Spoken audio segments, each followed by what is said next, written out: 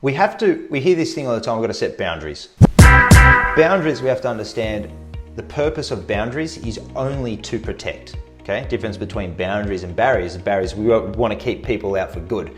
Boundaries is still allowing someone in, but actually protecting ourselves. We need two different sets of boundaries.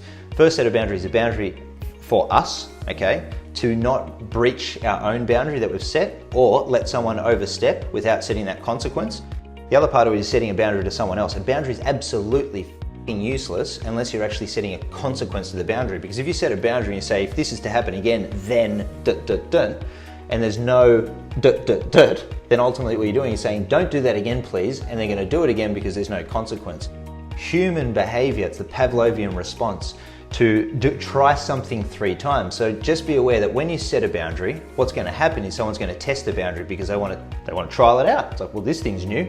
Okay, particularly if you're a people pleaser, if you're setting a boundary as a people pleaser, your entire environment that you've constructed and the relationship agreement that you have with other people around you is you take advantage of me and I'm going to keep enthusiastically allowing you to do it.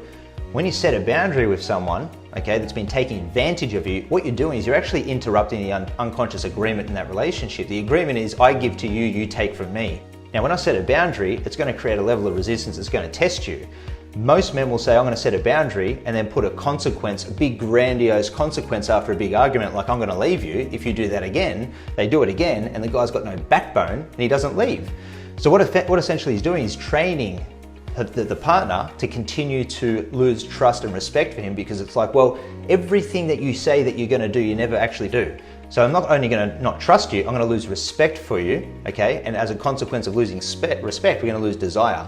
Setting a consequence to the boundary is critical. So you always want to set a very small consequence, or one that you can follow through with, that your nervous system gets used to following through with, and that way you're going to start to change the agreement of the relationship, but it won't first be without having your boundary tested. It has to happen. Has to happen.